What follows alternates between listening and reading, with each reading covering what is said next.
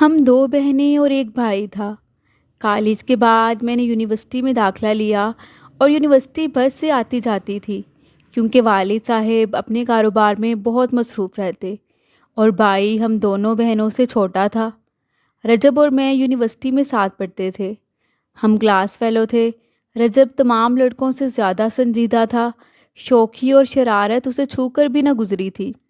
بس کام کی بات کرتا، فالتو ایک لفظ بھی منہ سے نہ نکالتا۔ حیران تھی کہ وہ دوسرے طالب علموں سے کس قدر مختلف ہے۔ انسان فرشتہ نہیں ہوتا کہ اتنا پارسا ہو کہ ایک نظر کسی حسین چہرے پر ڈالنا بھی گوارا نہ کرے۔ سبھی لڑکے ایک خواہ کتنے ہی مہذب اور شائستہ ہوں، لڑکیوں میں دلچسپی ضرور لیتے تھے۔ یہ ایک فطری امر تھا۔ بری نگاہ نہ سہی، اچھی نظروں سے دیکھ لینا تو کوئی جرم نہیں۔ جب باغ میں رنگ برنگ کے خوشنما اور خوشبودار پھول کھلے ہوں تو خوشبو دل کو بھینچتی ہے اور پھولوں کی خوبصورتی نگاہوں کو خود بخود اپنی جانب متوجہ کر لیتی ہے۔ لیکن رجب عجیب مٹی کا بنا تھا کہ چمن میں رہتے ہوئے کھلتے پھولوں میں اسے کشش محسوس نہ ہوتی تھی، جیسے وہ پتھر کا بنا ہو۔ انسان پر زندگی میں کبھی نہ کبھی ایسا وقت ضرور آتا ہے جب اسے کوئی اچھا لگتا ہے، اپنا سا لگنے لگتا ہے۔ خاص طور پر جوانی میں جیون ساتھی کی خواہش، شادی کی آرزو، محبت برے ارمان کی زندگی کا ایک لازمی سچ اور حیات کے وہ خواب ہیں جن کو دیکھے بغیر جینے کی لگن مرجھانے لگتی ہے۔ رجب کے بارے میں یہ سارے فارمولے غلط لگتے۔ اسے لگن تھی تو بس پڑھنے کی اور غرض تھی تو بس شاندار رزلٹ حاصل کرنے کی، گولڈ میڈلسٹ کہلانے اور زندگی میں اعلیٰ مقام پانے کی۔ وہ ایک گاؤں سے تعلق رکھتا تھا، ایک اچھی فیملی کا چشم و چراغ تھا، بہت خوبصورت اور شاندار شخصیت کا مالک۔ وہ ایسے طبقے کا فرد تھا کہ عیش و عشرت جن کی گٹی میں پڑی ہوتی ہے۔ حیرت کی بات تھی کہ وہ ان ساری لغویات سے دور تھا، دوستی کو بھی بیکار کے مشاغل جانتا تھا۔ میں عرصے تک اس کا مشاہدہ کرتی رہی۔ خدا جانے کیوں اس کی ذات میں اتنی دلچسپی ہو گئی کہ دن رات اسی کے بارے میں سوچتی رہتی۔ ایک روز اس سے بات کرنے کا موقع مل گیا۔ صبح سے بادل چھائے ہوئے تھے، اس روز پیپر تھا، لہٰذا لازمی جانا پڑا۔ واپسی میں بادل گہرے ہو گئے اور پھر موسلا دھار بارش برسنے لگی۔ دیکھتے ہی دیکھتے ہر طرف جل تھل ہو گیا۔ یونیورسٹی کی بس نکل چکی تھی اور دوسری کے انتظار میں کھڑی تھی کہ اس نے قریب آ کر گاڑی روک دی اور بولا، فائزہ اگر پسند کرو تو میری گاڑی میں بیٹھ جاؤ۔ بارش اور تیز ہو گئی تو سڑکوں پر بہت پانی کھڑا ہو جائے گا، پھر کوئی سواری بھی نہ ملے گی۔ میں نے غنیمت جانا اس کی گاڑی میں فوراً بیٹھ گئی۔ وہ کم گو تھا اور میں بھی اس قدر بتونی نہیں تھی، لیکن آج موقع تھا اس پراسرار آدمی سے اس کی اسراریت کا راز جاننے کا۔ میں عرصے سے تجسس کے مارے مری جا رہی تھی، اسے مخاطب ہونے کا بہانہ تلاش کر رہی تھی۔ آپ نے کہاں ڈراپ ہونا ہے؟ اس نے سوال کیا۔ اپنے گھر، میرا جواب مختصر اور مہم تھا۔ وہ تو معلوم ہے، لیکن گھر ہے کہاں؟ گلشن اقبال میں۔ یہ کہہ کر میں نے تفصیل سے گھر کا پتہ بتایا۔ سن کر وہ بولا کہ مجھے بھی ادھر ہی جانا ہے۔ چلو اچھا ہوا، پہلے آپ کا بلاک آئے گا، آپ کو ڈراپ کر کے آگے چلا جاؤں گا۔ آپ کو آفر تو کر دی، لیکن ڈر رہا تھا کہ کہیں دور رہتی ہوں گی تو نہ جانے کب پہنچ پائیں گے، کیونکہ موسم بھی بہت خراب ہے۔ تو کیا ہوا، انجوائے کرنے کا تو یہی موسم ہے جس کو آپ خراب کہہ رہے ہیں۔ حالانکہ میرے نزدیک، بلکہ سبھی کے نزدیک، یہ ساون کا مہینہ خوبصورت موسم کہلاتا ہوگا، پر مجھے گھر پہنچنے کی بہت جلدی ہے۔ کیا کوئی ضروری کام ہے؟ ہاں، میری ایک بیٹی ہے 4 سال کی، اسے اس کی پھوپھی کے گھر لے جانا ہے۔ میرے بھانجے کی سالگرہ ہے۔ میں نے بیٹی سے وعدہ کیا تھا کہ وقت پر آ کر اسے لے جاؤں گا۔ اگر موسم اور شدید ہو گیا تو ظاہر ہے کہ مجھے دیر ہو جائے گی۔ یہ سن کر میری ساری خوشی ماند پڑ گئی۔ بہت مشکل سے کہا، آپ کی بیٹی بھی ہے؟ ہاں۔ آپ شادی شدہ ہیں؟ میں نے حیرت سے پوچھا۔ ہاں بھئی، کیا لوگ شادی شدہ نہیں ہوتے؟ اور جو شادی شدہ ہوتے ہیں ان کے بچے بھی ہوتے ہیں؟ پھر میں نے پوچھا، کتنے بچے ہیں آپ کے؟ بس ایک ہی ہے، گلناز۔ دراصل میری شادی ان دنوں ہو گئی تھی جب میں BSc میں تھا۔ اتنی جلدی کر لی آپ نے شادی؟ ہاں، ہمارے ہاں جلدی کر دیتے ہیں، ہم گاؤں کے لوگ ہیں نا۔ پھر تو آپ کی بیگم بھی گاؤں کی ہی ہوں گی؟ پھر وہ بولا، تھیں، کیونکہ اب ان کا انتقال ہو چکا ہے۔ اوہ، آئی ایم سوری، کتنا عرصہ ہوا ان کے انتقال کو؟ وہ میری بیٹی کی پیدائش کے وقت اللہ کو پیاری ہو گئی تھیں۔ تو آپ کی بچی کو میری والدہ نے پالا، لیکن پچھلے دنوں ان کا بھی انتقال ہو گیا، تو میں اسے شہر میں یہاں اپنے پاس لے آیا۔ وہ دادی کے بعد مجھ سے بہت زیادہ مانوس ہے، دادی کے بعد میرے بغیر نہیں رہتی، اور مجھے اپنی اسٹڈی مکمل کرنی تھی۔ گلناز کے ساتھ اب گھر میں کون ہوتا ہے؟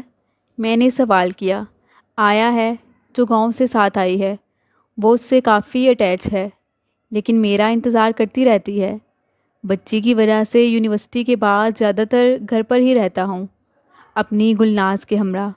اچھا، تو یہ وجہ ہے آپ کی سنجیدگی کی؟ یونیورسٹی کے کسی فنکشن میں آپ دلچسپی نہیں لیتے اور بہت لیے دیے رہتے ہیں۔ اب میں سمجھ گئی، آپ ٹھیک سمجھی ہیں، میرا سارا دھیان ناز کی طرف رہتا ہے۔ اتنے میں میرا گھر آ گیا اور میں اپنے گھر کے گیٹ کے سامنے اتر گئی۔ چاہتی تھی کہ اخلاقاً ہی صحیح اسے چائے کی آفر کروں، لیکن اس نے خدا حافظ کہا اور تیزی سے گاڑی چلا دی۔ اگلے روز میں نے شکریہ کے طور پر چند کلمات کہے۔ کل تو آپ اتنی جلدی میں تھے کہ شکریہ بھی نہ کہہ سکی تھی۔ اس کی ضرورت نہیں، بارش تیز تھی، آپ بھیگ رہی تھیں، میں نے آپ کی مدد کرنا ضروری جانا۔ ہم تقریباً 1.5 برس سے ساتھ پڑھ رہے ہیں، کلاس فیلو ہیں، اتنا تو حق بنتا تھا کہ آپ کو خراب موسم میں گھر تک ڈراپ کر دیتا۔ بارے خاموشی کا کفر ٹوٹا۔ رفتہ رفتہ ہم میں کچھ بات چیت بڑھی، اور پھر روز ہی چند منٹ بات ہونے لگی۔ کبھی کبھی ہم اکٹھے کینٹین بھی چلے جاتے اور چائے پیتے۔ ہم جماعت ہمیں بڑی عجیب نظروں سے تکنے لگے تھے۔ یہ کیا؟ وہ شخص جس نے 1.5 برس تک کسی لڑکی سے بات نہ کی، کسی ہم جماعت طالب علم کی طرف دوستی کا ہاتھ نہ بڑھایا، وہ مجھ سے بات کرنے لگا تھا۔ میرے دل میں رجب کی محبت مزید گھر کرتی جا رہی تھی، لیکن میں یہ بھی جانتی تھی کہ وہ بس مجھ سے اخلاقی اچھے کلاس فیلو کی حیثیت سے ہی بات کرتا تھا، کیونکہ میں اس کے رویے میں کبھی مجھ سے ملاقات کی بے چینی محسوس نہیں کی تھی، جو میرے دل کو ہر لمحہ رجب سے ملنے کو رہتی تھی۔ وہ مجھ سے اس لیے بھی بات کر لیتا کہ میں اس سے اس کی بیٹی کے بارے میں پوچھتی، اور اسے بھی جیسے اپنی بیٹی کی باتیں کرنا بہت اچھا لگتا تھا۔ 6 ماہ پلک جھپکتے گزر گئے، سالانہ امتحان قریب تھے، اور اس کے بعد ہمیں یونیورسٹی کو خیر آباد کہنا تھا۔ مجھے رجب بہت اچھا لگنے لگا تھا۔ در حقیقت میں اس کی محبت میں گرفتار ہو چکی تھی۔ جی چاہتا تھا کہ اسے کہوں کہ میں تم جیسے ساتھی کی ہی آرزو مند ہوں، مجھ سے شادی کر لو، مگر اس کا رعب ایسا تھا کہ یہ بات کہہ نہ سکی۔ مجھے ہمت ہی نہ ہوتی تھی۔ امتحان ختم ہو گئے۔ آج ہمارا یونیورسٹی میں آخری دن تھا۔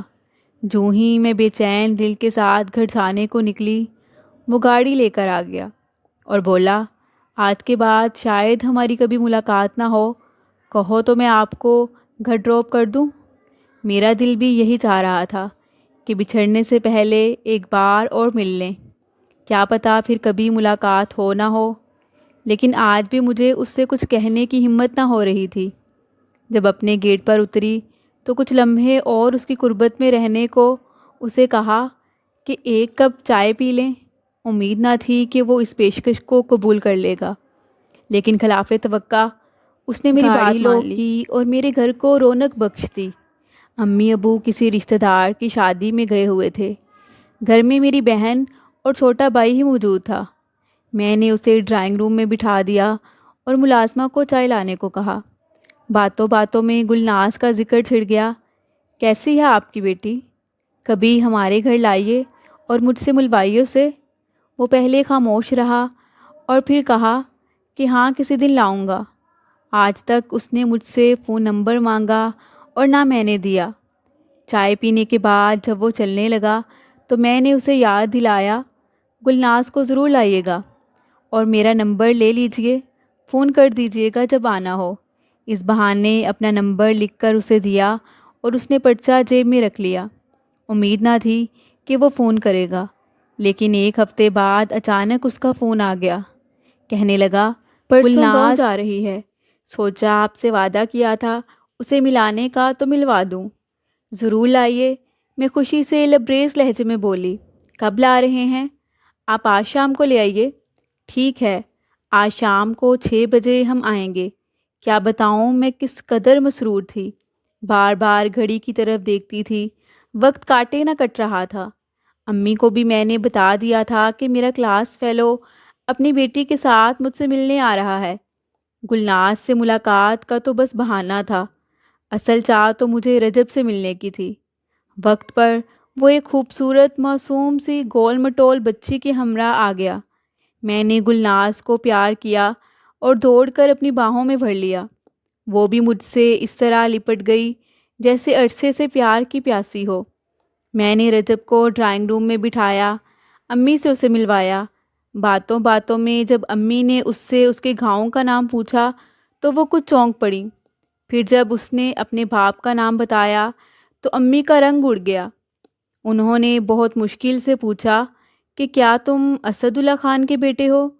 اور اس نے کہا ہاں۔ امی کا چہرہ پریشانی سے پیلا پڑنے لگا۔ میں نے امی کو سنبھالا اور کمرے سے باہر لائی۔ رجب کے جانے کے بعد انہوں نے سختی سے مجھے رجب سے ملنے اور اس سے کسی قسم کا تعلق رکھنے سے منع کیا۔ وہ کہتی کہ رجب سے تمہاری شادی ہو ہی نہیں سکتی۔ میں رجب کو پہلے ہی سے جانتی ہوں۔ میں جب ان سے پوچھتی کہ بتائیں آپ رجب کو کیسے جانتی ہیں تو وہ مجھے کوئی جواب نہ دیتی۔ میں حیران تھی کہ نہ جانے کیوں ان کو رجب سے میری شادی پر کیا اعتراض ہے، اور آخر ان کا رجب سے کیا رشتہ ہے جو وہ مجھے نہیں بتاتی، لیکن میری اس سے شادی سے اس قدر خلاف ہیں۔ مگر میں دل کے ہاتھوں مجبور تھی۔ امی اکثر نانی کی طرف چلی جاتی کیونکہ وہ بیمار تھیں، اور ابو کاروبار کے سلسلے میں گھر سے باہر ہی رہتے۔ میں رجب کو کال کر دیتی کہ میرا گلناز سے ملنے کو بہت دل چاہ رہا ہے۔ گلناز تو ایک بہانہ تھی، میری پیاسی نظریں تو رجب کا دیدار چاہتی تھیں۔ میں امی کے بار بار منع کرنے کے باوجود رجب اور گلناز سے گھر سے باہر پارک میں بھی ملنے لگی اور اس کے گھر بھی جانے لگی۔ یوں ایک رشتہ میرے اور رجب کے بیچ استوار ہو گیا، یعنی گلناز کے پیار کا رشتہ۔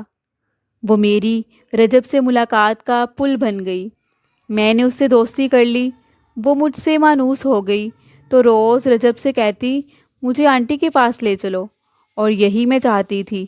یہی میرے پاس ایک ہتھیار تھا رجب جیسے بے دل انسان کا دل جیتنے کا۔ رجب بیٹی سے بہت پیار کرتا تھا، اس کی کوئی فرمائش نہ ٹالتا تھا۔ ایک دن میں نے اسے صلاح دی، رجب تمہاری بچی کو ماں کے پیار کی ضرورت ہے، تم کسی سے دوسری شادی کیوں نہیں کر لیتے؟ بچی کو ماں کے پیار کی پیاس ہے، جب وہ بڑی ہوگی تو ماں کی ضرورت اور زیادہ محسوس ہوگی۔ آیا ماں جیسی تربیت تو نہیں کر سکتی نا؟ اور تمہیں بھی کوئی دکھ سکھ کا ساتھی مل جائے گا۔ وہ کہنے لگا کوئی اچھی لڑکی ملے تو کر لوں گا شادی، مگر اپنی بیٹی کی خاطر۔ لیکن کیسے اعتبار کروں کہ جو ماں بن کر آئے گی وہ اس کو ماں کا پیار بھی دے گی یا نہیں؟ تم اگر اس سلسلے میں میری مدد کر سکتی ہو تو کر دو۔ میرے لیے کوئی اچھی سی لڑکی ڈھونڈو جو میری بیٹی کو ماں کا پیار دے سکے۔ یہ ایک ذو معنی بات تھی جس کو میں نے سمجھ لیا، اور یہی بات میں رجب کے منہ سے سننے کی متمنی تھی۔ میں اسے دل کی گہرائیوں سے چاہنے لگی تھی۔ تبھی گلناز کو اتنا پیار دیا کہ اس کی خاطر صحیح رجب مجھے قبول کر لے۔ ہمارا رزلٹ آ گیا تھا اور ہم دونوں پاس ہو گئے۔ رجب کو نوکری کی ضرورت نہیں تھی، مگر وہ بیٹی کی خاطر شہر میں رہنا چاہتا تھا تاکہ کسی اچھے تعلیمی ادارے میں اسے پڑھا سکے، کیونکہ گاؤں میں وہ سہولیات نہیں تھیں۔ رجب چونکہ بہت قابل اسٹوڈنٹ رہا تھا، اس لیے اسے ایک بہت اچھی جاب مل گئی۔ میں نے اسے کہہ دیا کہ میں تم سے شادی کرنا چاہتی ہوں اور تمہاری بیٹی کو ماں کا پیار دینا چاہتی ہوں۔ میں نے امی کو بہت منانے کی کوشش کی، مگر وہ بس ضد تھیں۔ کہ رجب سے تم شادی نہیں کر سکتی، اور چاہے جس سے تم کہو گی ہم تمہاری شادی کروا دیں گے۔ مگر مجھے کب یہ قبول تھا؟ میں نے امی کی بات ماننے سے صاف انکار کر دیا اور گھر میں بتائے بغیر ہی رجب سے نکاح کر لیا۔ اب گل 5 برس کی ہونے والی تھی جب میں اس کی ماں بن کر رجب کے گھر آنگن میں داخل ہوئی۔ ماں یہ صدمہ برداشت نہ کر پائی اور خالق حقیقی سے جا ملی۔ باپ اور بہن بھائیوں نے مجھ سے قطع تعلق کر لیا کہ میری وجہ سے امی کی جان گئی۔ یہ حقیقت مجھ پہ بعد میں کھلی کہ امی کا رجب سے کیا رشتہ تھا اور وہ کیوں اس شادی کے خلاف تھیں۔ مجھے یاد ہے کہ گلناز سجی ہوئی گڑیا سی میرے بیڈ کے پاس کھڑی تھی جبکہ میں عروسی جوڑا پہنے دلہن بنی بیٹھی تھی۔ وہ بڑے شوق و حیرت سے میرے چہرے کو تک رہی تھی، شاید سوچ رہی تھی کہ میں آج اس قدر سجی اس کے والد کے پاس کیوں بیٹھی ہوں۔ وہ ایک تک مجھے دیکھے جاتی تھی، نہ جانے کیا سوچ رہی تھی۔ تبھی رجب نے اسے اٹھا کر میرے پہلو میں بٹھا دیا اور کہا، فائزہ وعدہ کرو کہ اس کو حقیقی ماں کا پیار دو گی۔ پیدا ہوتے ہی قدرت نے اس سے اس کی ماں چھین لی، تب سے اب تک اس کو محبت بھری گود نصیب نہیں ہوئی۔ میں نے رجب سے وعدہ کیا اور کہا کہ آپ فکر مت کرو، میں اسے حقیقی ماں کا پیار دوں گی۔ اسی کی خاطر تو میں نے آپ سے شادی کی ہے اور اپنے ماں باپ تک کو چھوڑ دیا ہے۔ اس بچے کی معصومیت نے میرا دل مو لیا ہے۔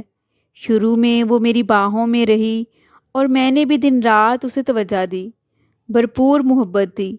ایک وقت ایسا آیا کہ اس نے ماما ماما کہہ کر اس مضبوطی سے میرا آنچل تھاما کہ اسے دامن چھڑانا مشکل ہو گیا۔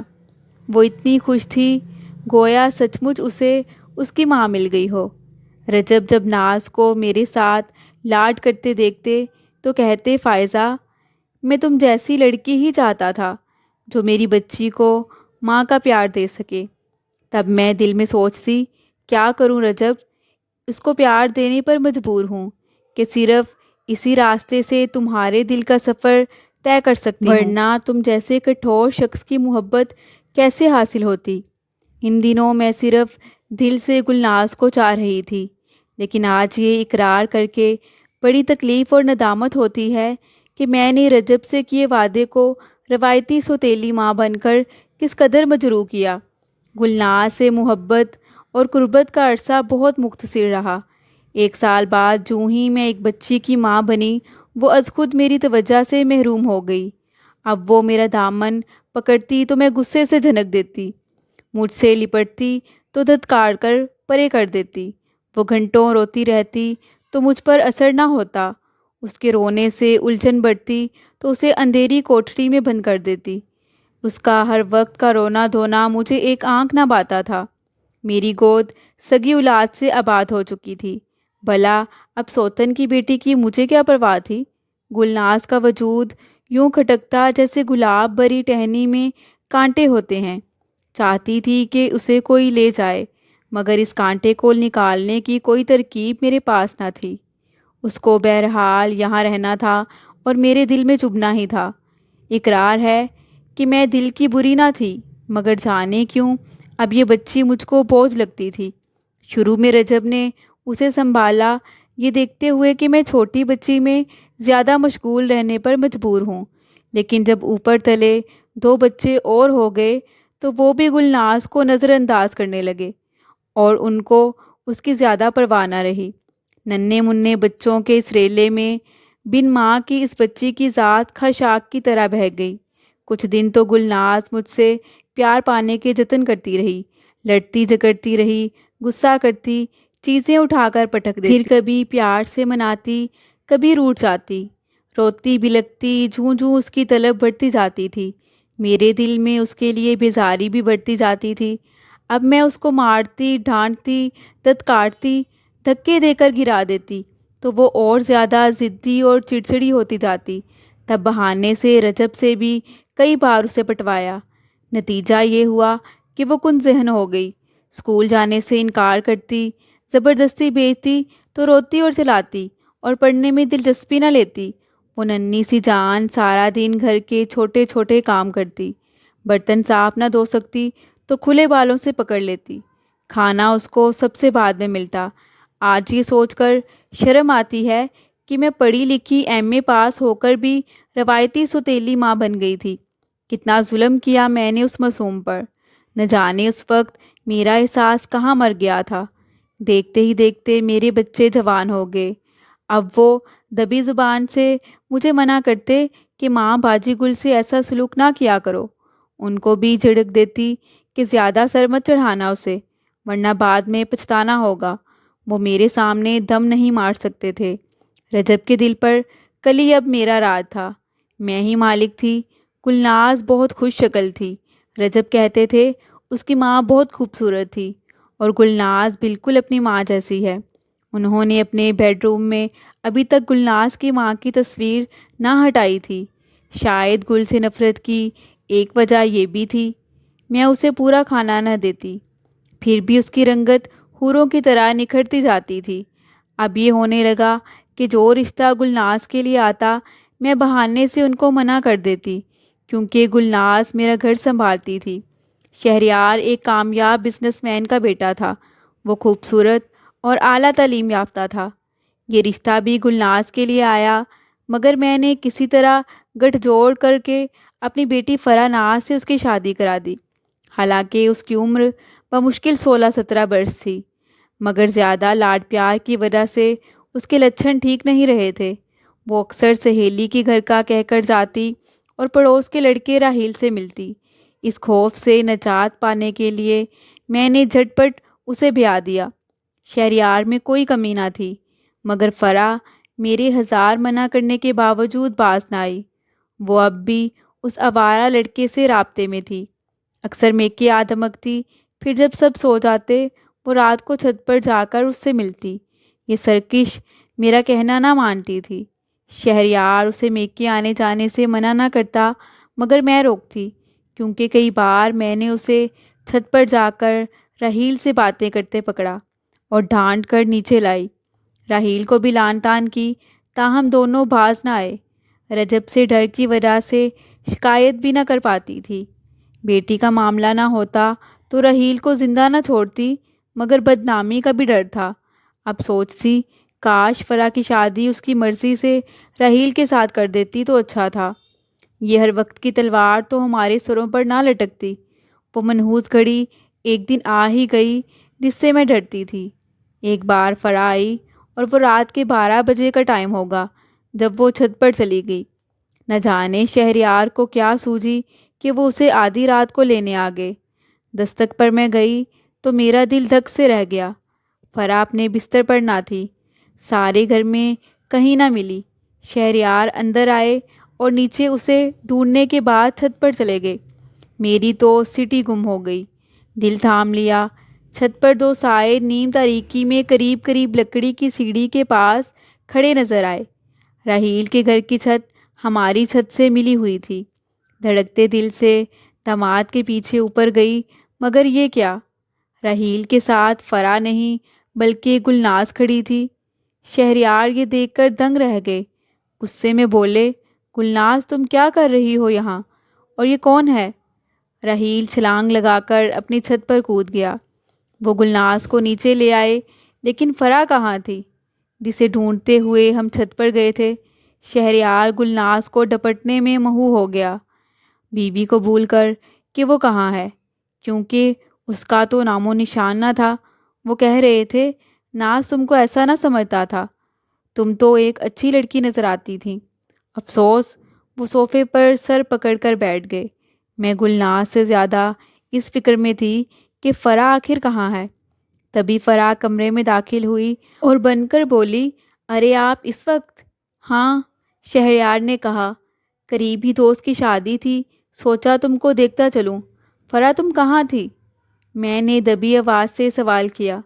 امی میں باتھ روم میں تھی۔ حیرت ہے آپ لوگ یہاں کیوں جمع ہیں؟ وہ تمہاری باجی گلناز چھت پر پڑوسی کے لڑکے سے عشق فرما رہی تھی، شہریار نے غصے سے کہا۔ فرح کہنے لگی، باجی تم ایسی حرکت کر سکتی ہو؟ یقین نہیں آ رہا۔ شرم تو نہیں آتی؟ اپنے ماں باپ کی عزت کا بھی خیال نہیں؟ پھر شوہر سے کہا، شہری آپ چلو، ابھی اسی وقت ہم گھر سے چلتے ہیں، ابو آ کر خود ہی اس کی خبر لے لیں گے۔ گاڑی باہر کھڑی تھی، وہ شہریار کے ساتھ چلی گئی، اور اس دن خدا نے میری عزت بچا لی۔ گلناز نے فرح کے لیے اپنے ناموس کی قربانی دے کر اس کا گھر اجڑنے سے بچا لیا تھا۔ جب شہریار نے دستک دی تھی، رجب انکل کہہ کر پکارا تھا، گلناز جاگ رہی تھی۔ وہ جانتی تھی کہ شہریار آ گیا ہے، جبکہ یہ بھی جانتی تھی کہ فرح اوپر چھت پر ہے۔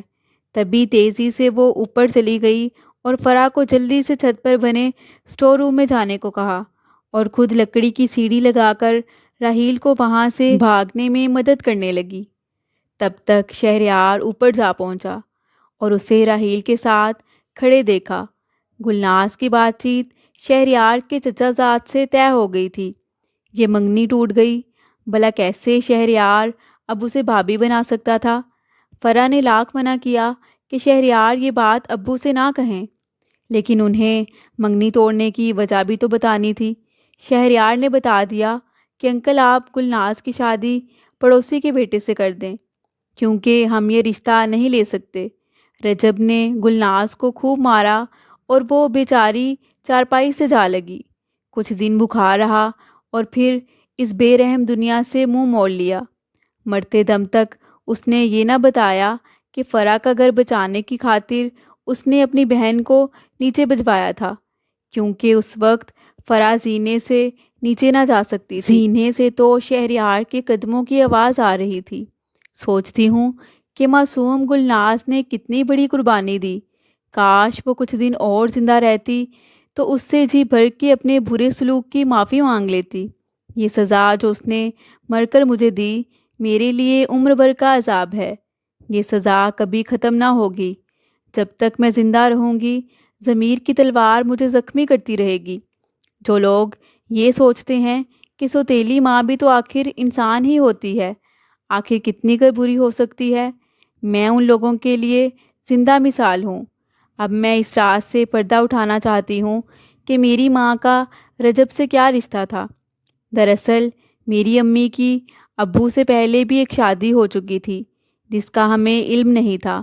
ان کی شادی رجب کے چچا سے ہوئی تھی۔ رجب کی پیدائش کے بعد اس کی ماں بیمار رہنے لگیں اور بستر سے لگ گئیں۔ انہی دنوں امی کی بھی نئی نئی شادی ہوئی تھی۔ رجب کی دادی یعنی امی کی ساس نے رجب کو میری ماں کی گود میں دے دیا کہ اب تم اسے ماں جیسا ہی پیار دینا۔ 1 سال تک امی اسے ماں بن کر پالتی رہیں، اور پھر رجب کی والدہ کی بھی طبیعت بہتر ہو چکی تھی۔ امی کو رجب سے بہت پیار تھا، وہ بھی ایک پل ان کے بغیر نہ رہتا تھا۔ انہی دنوں امی اور ان کے شوہر میں ناچاکیاں بڑھتی گئیں، کیونکہ ان کا کسی اور عورت سے بھی تعلق تھا، اور یوں شادی کے سال بعد ہی ان کی طلاق ہو گئی، اور پھر میرے ابو سے ان کی شادی ہو گئی۔ میں نے ماں کی بھی نافرمانی کی۔ آج میں خود کو گلناز کے ساتھ ساتھ اپنی ماں کا بھی مجرم سمجھتی ہوں کہ مجھ سے دل و جان سے پیار کرنے والی ان 2 ہستیوں کی جان میری وجہ سے گئی۔ میں خود کو دونوں کا قاتل سمجھتی ہوں۔ آپ لوگوں سے التجا ہے کہ میرے لیے دعا کر دیجیے گا کہ میرے دل کو چین مل جائے۔